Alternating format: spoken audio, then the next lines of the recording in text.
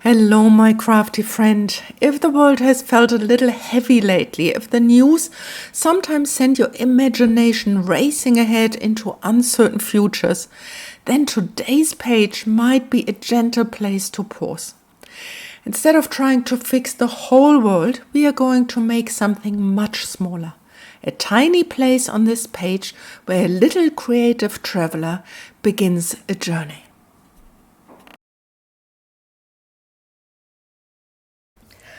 I'm actually starting this page in a slightly unusual way. Instead of beginning with the background, I'm going straight into fussy cutting, one of these tiny people from my free March printable. Sometimes when I'm making a collage, the character appears before the story and almost like I'm meeting the person before I know the place or the circumstances they live in. I quite like that idea because when the world feels complicated, it can help to bring things back to a human scale. Life is always lived one person at a time. One person waking up, one person deciding what the next step will be.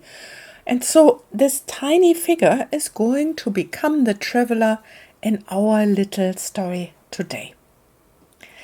So now that the traveler has appeared, we can start thinking about the world they might live in. The background page here already has these beautiful curved dark lines that remind me a little of hills or paths through a landscape. So I'm imagining a small village somewhere along that path, maybe a house or two, maybe some bushes or trees. And sometimes when we start looking at a collage like this, the page slowly becomes less like decoration in our journal and more like a tiny world that we hold on to. And creating small worlds is something humans have done for a very long time in stories, in art, in gardens, and in crafts. It helps us remember that even when the larger world feels complicated, we can still shape something within reach. And those little houses here, they are such simple symbols, but they carry a lot of meaning. They represent shelter, belonging, a place where life happens quietly. And when things outside feel dangerous and uncertain, our nervous system often looks for signals of safety. Sometimes that's a physical place, and sometimes it's simply a small ritual. Sitting at a table, slowly cutting paper, carefully gluing a tiny whimsical house into a small tuck spot for a tiny little tag. Creative moments like this can be surprisingly regulating for our minds. They give our attention somewhere gentle to rest. And while I'm gluing, I'm also looking at the page and thinking about what might live around the house. And I noticed that the first little person I cut out might be slightly too big for this space. So I'm choosing a smaller version instead. And that's something I actually really appreciate about collaging. It allows for these small adjustments. Nothing has to be perfect from the beginning. We can try things, we can move things, we can change our mind. Here, for example, I decided to use one of the trees from my free March printable to cut two little bushes to decorate the house even further. We can start where we are with whatever we have and do what we can. That flexibility is something I often encourage in therapy as well. Life rarely unfolds exactly as planned, so learning to adjust gently along the way becomes a very valuable skill. So I cut these tiny little round shapes and I'm playing around with it a little bit to see if I want two or one. In the big scheme of things, it doesn't matter. Of course it doesn't. But these tiny little moving around of these little circles, my fingers feeling the paper, like focusing on it, making these tiny decisions, placing our little traveler on top. That gives our nervous system a sense of the world is okay. We can breathe, we can adjust, we can make decision. We are free to do this. This is so valuable when we are crafting. And once my nervous system, my mind, my heart, my soul have settled on a decision about tiny little bushes, I am gluing our little traveler down. And I also would like to have one of these tiny little tags behind my little house. Let's push it first down. Get here everything down. Look at it. It's so cute. Okay, so let's see what we want to do. If I take one of these tags and I can place it behind it, let's write a little message onto it. I think I would like to write even small lights matter. Because when it is dark, sometimes we think there is no light at the end of the tunnel.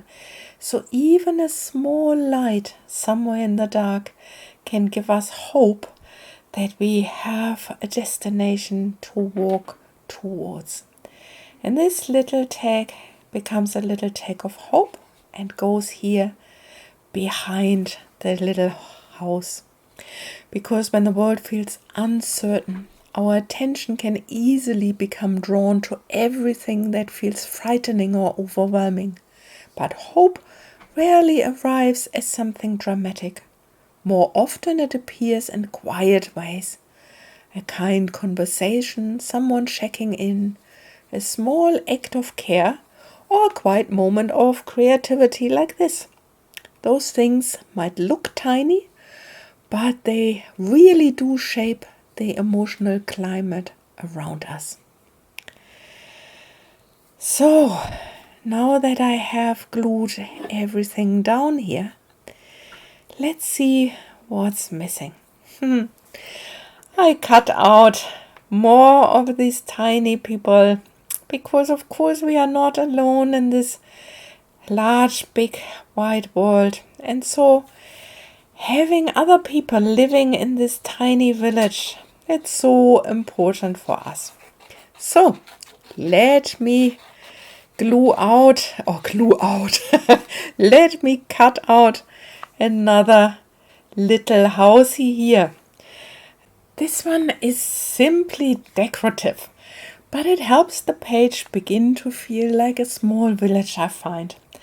And I like imagining that every house here contains a different story, different lives, different hopes, just like the real world. And like in the real world, in therapy, we often come back to a very simple question when life feels overwhelming.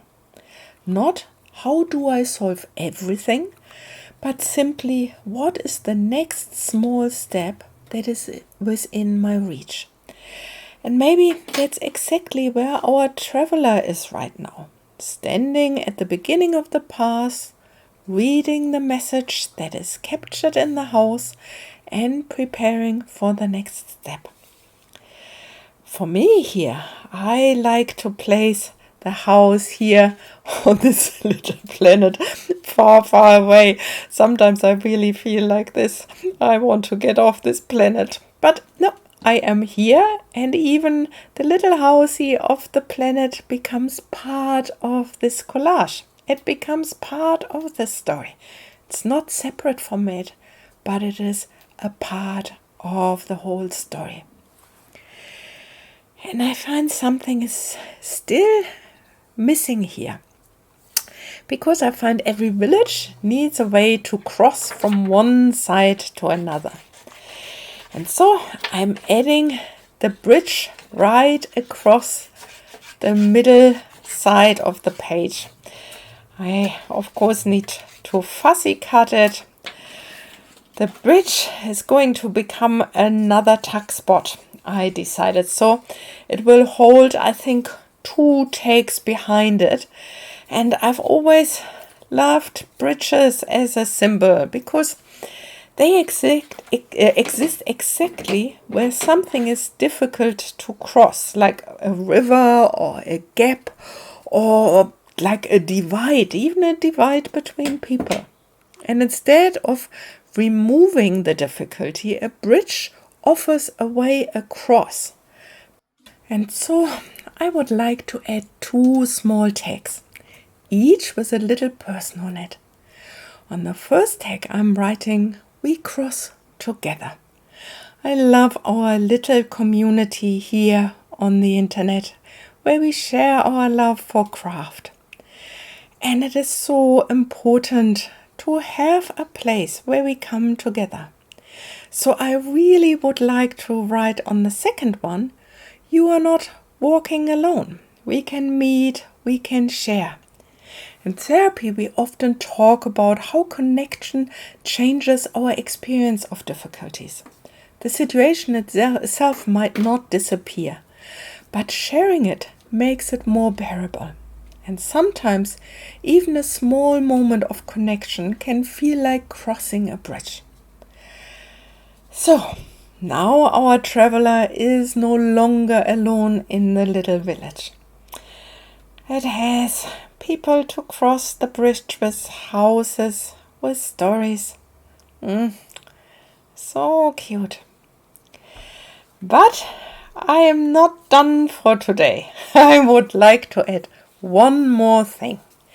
I would like to add one of the journaling cards from my free March printable here up in the right corner. And when it opens up, it reveals a quote that I find very honest and comforting. It says, "I'm not okay. So in the absence of okay, what else can I be? I can be gentle.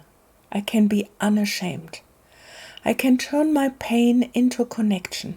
I can be a student of stillness. I can be awake to nature. I can sharpen my empathy against the stone of discomfort. I'm not okay, but I'm many other worthy things." What I appreciate about this quote or this poem from Jared K. Anderson is that it allows space for reality. Sometimes we are not okay, and pretending otherwise doesn't help. But it also reminds us that being not okay does not mean being without value or strength. There are still many ways we can show up in the world, with gentleness, with curiosity, with empathy. Those things matter.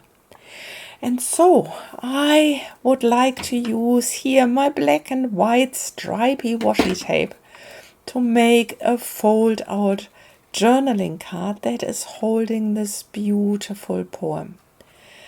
I'm just folding the washi tape over the edge of the page, and so here I can easily open it up.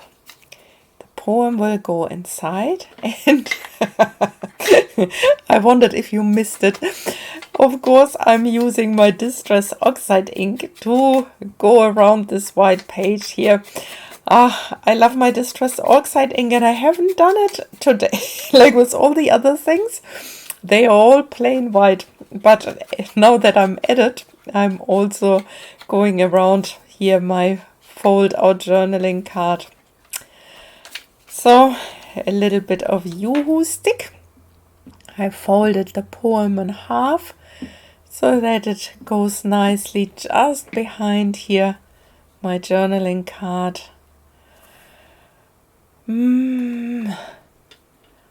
Adjusting it a little bit, pressing it down with my bone folder so that it lies flat and it is invisible. Okay, let's have a look. If I fold it down, there's this tiny little corner still left.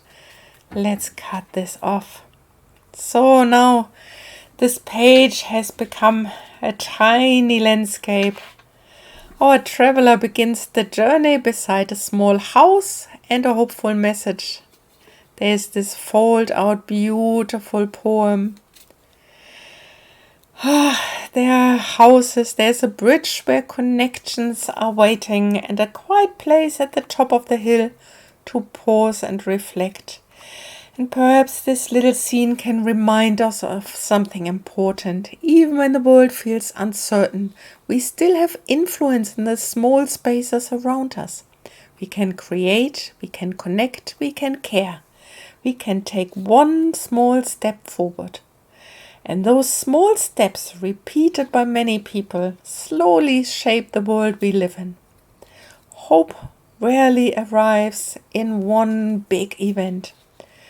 More often it looks like this: a bridge, a small house, one traveler taking the next step, and us coming together in our beautiful little community.